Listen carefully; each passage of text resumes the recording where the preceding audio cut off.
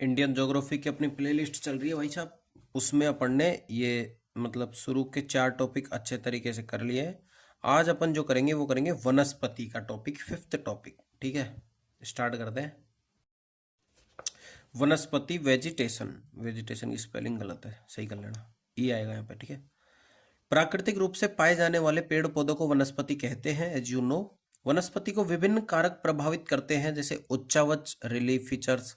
पर्वतीय क्षेत्रों में विभिन्न ऊंचाई पर विभिन्न प्रकार की वनस्पति पाई जाती है। उबड़ खाबड़ पथरीले क्षेत्रों में वनस्पति का विकास कम होता है तथा समतल मैदानी क्षेत्रों में वनस्पति का विकास अधिक होता है। तटवर्ती क्षेत्र में विशेष वनस्पति का विकास होता है, जैसे मैनग्रोव, मैनग्रोव फॉरेस्ट भी होते हैं। ठीक है।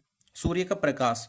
सूर्य का प्रकाश वनस्पति के विकास के लिए आवश्यक होता है। सूर्य के प्रकाश की सहायता से वनस्पति प्रकाश संश्लेषण का कार्य करती है, अतः इसी कारण से हिमालय के दक्षिणी भाग पर वनस्पति का विकास अधिक होता है।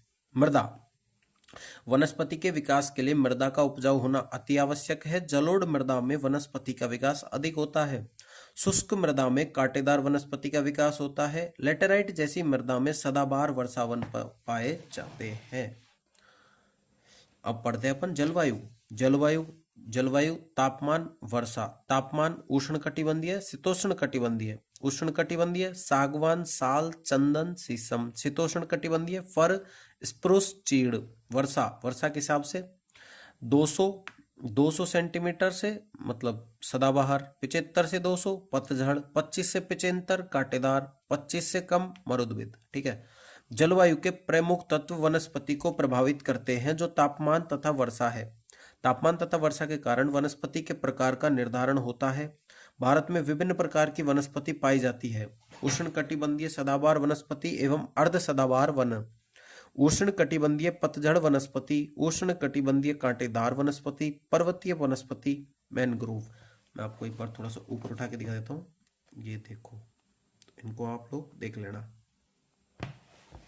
आते हैं नेक्स्ट पेज पे। उष्णकटिबंधीय सदाबहार वनस्पति।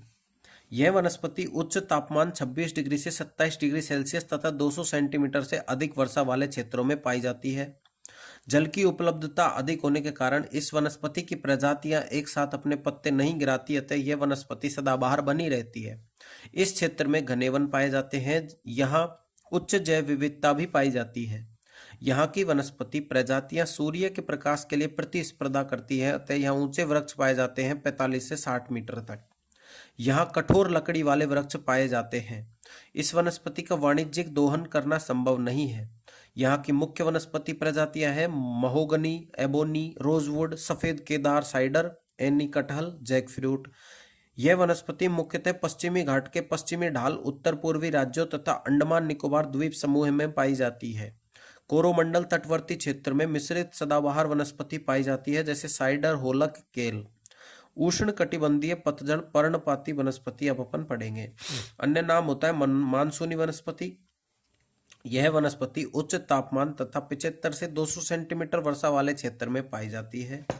इस वनस्पति की प्रजातियां शुष्क ऋतु में एक साथ अपने पत्ते गिराती हैं, अतः इसे पतझड़ वनस्पति कहते हैं। भारत में सर्वाधिक क्षेत्र में यही वनस्पति पाई जाती है। ठीक है। यह वनस्पति वाणिज्यिक रूप से अत्यधिक उपयोगी है। इस वनस्पति की मुख्य प्रजातियां सागवान, साल, शीशम, नीम, चंदन पाई जाती है। यह वनस्पति 2 उप प्रकारों में बांटी जाती है। पहला है उष्णकटिबंधीय आर्द्र पतझड़ वनस्पति। यह वनस्पति 100 से 200 सेंटीमीटर वर्षा वाले क्षेत्र में पाई जाती है। इस वनस्पति की मुख्य प्रजाति सागवान है। अन्य प्रजातियां महुआ, आंवला, सेमल, कुसुम, चंदन, हुर्रा। यह वनस्पति निम्नलिखित क्षेत्रों में पाई जाती है: उत्तर पूर्वी राज्यों और ओडिशा, पूर्वी घाट, पश्चिमी घाट के पूर्वी ढाल, हिमालय पर्वतीय प्रदेश, शिवालिक के निचले भाग में। उष्णकटिबंधीय शुष्क पतझड़ वनस्पति। यह वनस्पति 75 से 100 सेंटीमीटर वर्षा वाले क्षेत्र में पाई जाती है। इस वनस्पति की मुख्य प्रजाति साल है। अन्य प्रजातियां तेंदु, पलास, अमलतास, बेल, खैर, ऑक्सलवुड ये होती है। यह वनस्पति निम्नलिखित क्षेत्रों में पाई जाती है: प्रायद्वीप में अधिक वर्षा वाले भाग में, उत्तर प्रदेश व बिहार के मैदानी भागों में, विंध्याचल व सतपुड़ा पर्वत, छोटा नागपुर, पठार इत्यादि क्षेत्रों में। उष्णकटिबंधीय कांटेदार वनस्पति। यह वनस्पति उच्च तापमान तथा 75 सेंटीमीटर से कम वर्षा वाले क्षेत्र में पाई जाती है। जल के ह्रास को कम करने के लिए इस वनस्पति की प्रजातियों में छोटी पत्तियां एवं कांटे पाए जाते हैं। इस वनस्पति की मुख्य प्रजातियां खेजड़ी, बबूल, पलाश, ढाक, बेर, खजूर, खैर इत्यादि। यह वनस्पति मुख्य रूप से पश्चिमी राजस्थान, पंजाब, हरियाणा, गुजरात तथा प्रायद्वीपीय भारत के आंतरिक भाग में पाई जाती है। जिन क्षेत्रों में 25 सेमी से कम वर्षा प्राप्त होती है, यहाँ मरुदभिद वनस्पति पाई जाती है, जैसे नागफणी, कैक्टस। मैनग्रोव वनस्पति 4992 स्क्वायर किलोमीटर। अन्य नाम अनूप वन, ज्वारीय वन, वेलांचली, ये इसको देख लेना आप लोग। सुंदरवन यहाँ है, गोदावरी, कृष्ण गोदावरी। अब आते हैं अपने नेक्स्ट पेज पे ऑन फुल जोश। मैनग्रोव तटवर्ती तथा डेल्टा क्षेत्र में पाई जाने वाली वनस्पति है। यह वनस्पति मीठे तथा खारे दोनों प्रकार के जल में जीवित रह सकती है। इस वनस्पति में न्यूमेटोफोर्स नामक विशेष जड़ें पाई जाती हैं। ये जड़ें सतह से ऊपर की ओर उठती हैं तथा सीधे वायुमंडल से ऑक्सीजन प्राप्त करती हैं। अतः मैनग्रोव वनस्पति में जरायुजकता पाई जाती है। इस प्रकार की वनस्पति में बीज अंकुरित होने तक पेड़ पर ही रहते हैं। पश्चिम बंगाल में मैनग्रोव की सुंदरी प्रजाति पाई जाती है, जिसके आधार पर सुंदरवन डेल्टा का नाम रखा गया है। तमिलनाडु में मैनग्रोव की पिचावरम प्रजाति पाई जाती है। भारत में विश्व की 7% मैनग्रोव वनस्पति पाई जाती है। भारत में सर्वाधिक मैनग्रोव पश्चिम बंगाल में उपस्थित है। मैनग्रोव वनस्पति निम्नलिखित क्षेत्रों में पाई जाती है: अंडमान निकोबार द्वीप समूह में, पश्चिम बंगाल के सुंदरवन डेल्टा में, महानदी, गोदावरी व कृष्णा नदियों के डेल्टा भाग में। भारत में कुल मैनग्रोव क्षेत्र 4992 मतलब 4992 किलोमीटर स्क्वायर। पर्वतीय वनस्पति पे आते हैं अब अपन, ठीक है। तो हिमाच्छादित, स्नो कवर्ड, अल्पाइन, कोणधारी, उपोष्ण कटिबंधीय पर्वतीय वनस्पति, उष्ण कटिबंधीय आर्द्र पतझड़ वनस्पति, 100 सेमी वर्षा, सागवान, शिवालिक पर्वतीय, ये 100 मीटर, ये 200 मीटर, ये 300 मीटर, ये 400 मीटर, ये 100 मीटर मतलब 100 नहीं है, 1000 है। 1000 मीटर से कम, 2000 मीटर से कम, 3000 मीटर से कम, 4000 मीटर से कम, ठीक है। ये 5th वाला है, हिमाच्छादित स्नो कवर्ड होता है। तो पर्वतीय क्षेत्र में ऊंचाई के बढ़ने के साथ तापमान तथा वर्षा की मात्रा में परिवर्तन होता है, घटता है, जिसके कारण पर्वतीय क्षेत्र में विभिन्न प्रकार की वनस्पति पाई जाती है। पहली है उष्ण कटिबंधीय आर्द्र पतझड़ वनस्पति, 1000 मीटर की ऊंचाई तक, 100 सेंटीमीटर वर्षा, सागवान, शिवालिक पर्वतीय क्षेत्रों में। दूसरी है उपोष्ण कटिबंधीय पर्वतीय वनस्पति। यह वनस्पति 1000 से 2000 मीटर की ऊंचाई के बीच पाई जाती है। वर्षा के आधार पर इस वनस्पति के कितने प्रकार है? 2 प्रकार है। उपोष्ण कटिबंधीय पर्वतीय वनस्पति, इसमें दे रखा है रोड में, देख लेना। उपोष्ण कटिबंधीय चौड़ी पत्तियों वाली वनस्पति, यह वनस्पति 88 डिग्री पूर्वी देशांतर के पूर्व में पाई जाती है। इस क्षेत्र में 125 सेंटीमीटर वर्षा या अधिक प्राप्त होती है। इस वनस्पति की मुख्य प्रजातियां हैं मेपल, ओक, चेस्टनट है। उपोष्ण कटिबंधीय चीड़ वनस्पति, यह वनस्पति 88 डिग्री पूर्वी देशांतर के पश्चिम में पाई जाती है। इस क्षेत्र में 75 से 100 सेंटीमीटर वर्षा प्राप्त होती है। यहाँ की मुख्य वनस्पति प्रजातियां हैं चीड़ तथा देवदार। अब आती है कोणधारी वनस्पति। यह वनस्पति 1800 से 3000 मीटर की ऊंचाई के बीच पाई जाती है। इस ऊंचाई पर तापमान कम हो जाता है। इस क्षेत्र में 150 से 200 सेंटीमीटर वर्षा प्राप्त होती है। यहाँ वर्षा बर्फबारी के रूप में प्राप्त होती है। यहाँ कोमल लकड़ी वाले शंकुधारी कोणधारी वन पाए जाते हैं। यह लकड़ी वाणिज्यिक रूप से अत्यधिक उपयोगी होती है। यहाँ की मुख्य वनस्पति प्रजातियां हैं सर, स्प्रूस, चीड़, केदार। दक्षिण भारत के पर्वतीय क्षेत्रों में 1500 मीटर की ऊंचाई के ऊपर पाए जाने वाले उष्ण कटिबंधीय पर्वतीय वनों को 16 वन कहते हैं। 16 वन। उष्ण कटिबंधीय पर्वतीय वन शीतोष्ण कटिबंधीय आर्द्र वन भी कहते हैं। दक्षिण भारत की स्थानिक वनस्पति 16 वन सदाबहार वन है। इन वनों के वृक्षों की ऊंचाई कम होती है। इन वनों के वृक्ष की पत्तियां छोटी एवं मोटी होती है। बीच बीच में घास के मैदान उपस्थित है। जल धारण क्षमता अधिक होने के कारण इन वनों को जल स्तंभ भी कहते हैं। इन वनों से दक्षिण भारत की नदियों का उद्गम होता है। इन वनों में उच्च जैव विविधता पाई जाती है। मुख्य प्रजातियां माग्नोलिया, बेरल, सिनकोना, बेटल।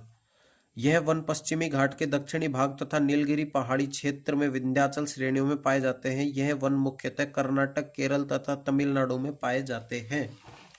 अब आती है अपनी अल्पाइन वनस्पति।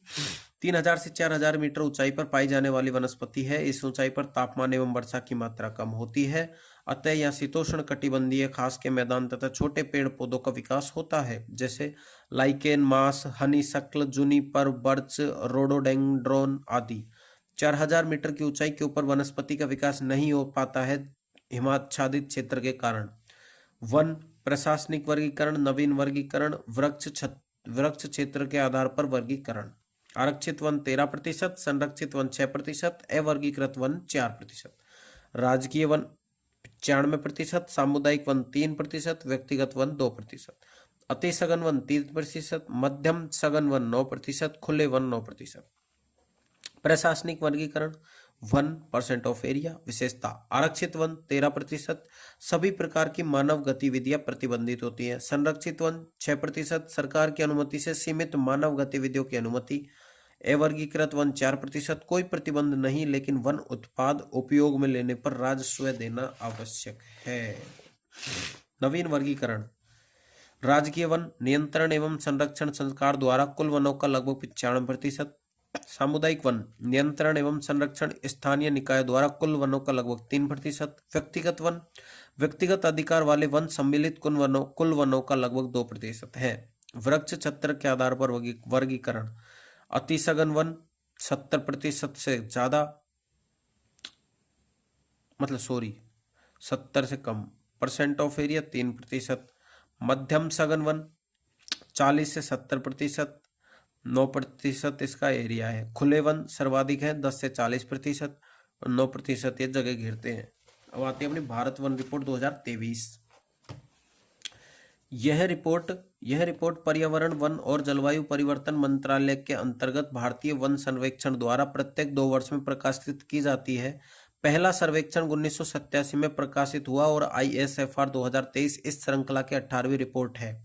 मूल्यांकन पद्धति रिमोट सेंसिंग उपग्रह डेटा, क्षेत्र आधारित राष्ट्रीय वन सूची। परिभाषाएं हैं वनावरण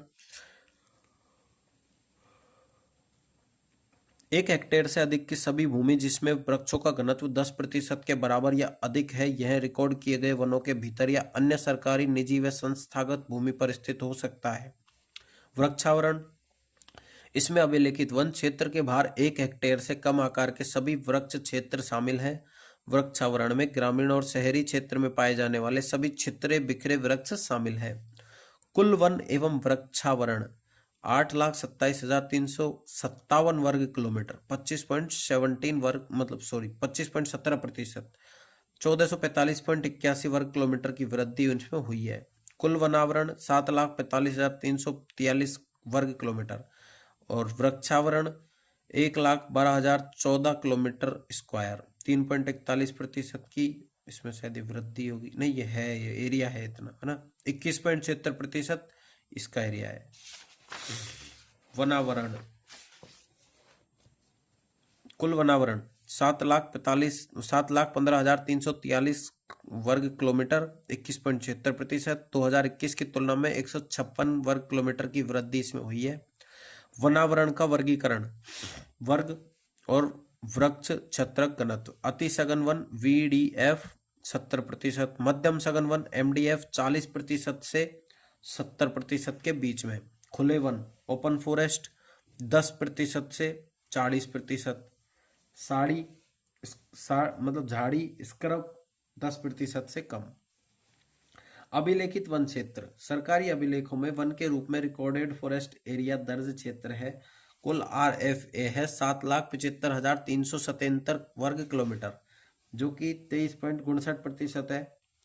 अब आते हैं अपने आरक्षित वन RF रिजर्व फॉरेस्ट में 4,43,253 वर्ग किलोमीटर और संरक्षित वन पे प्रोटेक्टेड फॉरेस्ट पे 2,12,859 वर्ग किलोमीटर और अवर्गीकृत वन है 1,19,265 वर्ग किलोमीटर।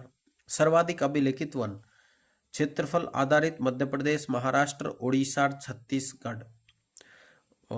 प्रतिशत आधारित में आएगा अंडमान निकोबार, सिक्किम, मणिपुर, उत्तराखंड। और आ गया अपना वृक्षावरण। कुल वृक्षावरण 1,12,014 वर्ग किलोमीटर है, जो कि 3.41% है। 2021 की तुलना में 1289.40 वर्ग किलोमीटर की वृद्धि इसमें हुई है। अधिकतम वृक्षावरण वाले राज्य यूटी क्षेत्रफल के अनुसार महाराष्ट्र, राजस्थान और उत्तर प्रदेश। महाराष्ट्र में 14,525 वर्ग किलोमीटर, राजस्थान में 10,841 वर्ग किलोमीटर, उत्तर प्रदेश में 8,951 वर्ग किलोमीटर। प्रतिशत के अनुसार अधिकतम वृक्षावरण चंडीगढ़ में है 18.58%, दिल्ली में 11.87, केरल में 7.48। अधिकतम वृद्धि वाले राज्य यूटी, चंडीगढ़ सबसे ज्यादा, उससे कम राजस्थान, उससे कम उत्तर प्रदेश। 21 राज्यों यूटीज में वृक्षावरण में वृद्धि दर्ज की गई है। कुल वन एवं वृक्षावरण कुल क्षेत्र 8,27,357 वर्ग किलोमीटर, 25.17% यह है। 2021 की तुलना में 1445.81 वर्ग किलोमीटर की वृद्धि इसमें हुई है। सर्वाधिक वृद्धि वाले राज्य हैं ये ऐसे है, मतलब छत्तीसगढ़ पहले नंबर पे, फिर उत्तर प्रदेश, फिर उड़ीसा, फिर राजस्थान। और सर्वाधिक कमी वाले राज्य नागालैंड, लद्दाख, कर्नाटक, मध्य प्रदेश। सर्वाधिक वन क्षेत्रफल के आधार पर सर्वाधिक वन है मध्य प्रदेश में, उससे कम अरुणाचल प्रदेश, महाराष्ट्र, छत्तीसगढ़, उड़ीसा। प्रतिशत के आधार पर सबसे सर्वाधिक वन है लक्षद्वीप में 92%, मिजोरम, अंडमान निकोबार, अरुणाचल प्रदेश, मेघालय। मैनग्रोव आवरण कुल मैनग्रोव आवरण 4991.68 वर्ग किलोमीटर कुल भौगोलिक क्षेत्र का 0.15% है। अति सघन 29.33, मध्यम सघन 30.07, खुले 40.60%। वन रिपोर्ट 2021 की तुलना में 7.43 वर्ग किलोमीटर की शुद्ध कमी दर्ज हुई। सर्वाधिक कमी गुजरात में हुई 36.39 वर्ग किलोमीटर, सर्वाधिक वृद्धि आंध्र प्रदेश में 13.01 वर्ग किलोमीटर, महाराष्ट्र में 12.39 वर्ग किलोमीटर। कार्बन स्टॉक कुल 785.5 मिलियन टन, वृद्धि 81.5 मिलियन टन, वार्षिक वृद्धि 40.75 मिलियन टन। सर्वाधिक कार्बन स्टॉक अरुणाचल प्रदेश में 1021 MT, मध्य प्रदेश में 608 MT मिलियन टन है ना, छत्तीसगढ़ 505 MT, महाराष्ट्र 465 MT। आग प्रवण वन फायर प्रोन फॉरेस्ट देश के 36% से अधिक वन क्षेत्र में बार बार आग लगने की आशंका है। अत्यधिक अग्नि प्रवण क्षेत्र 2.81% है, अति उच्चन प्रवण क्षेत्र 7.85% है। ISFR 2023 की विशेषता है 751 जिलों के लिए वन आवरण डेटा संकलन। पहली बार वन विभाग वन आवरण डेटा दिए गए। बांस आवरण अनुमान तथा इसे वृक्षावरण में शामिल किया गया।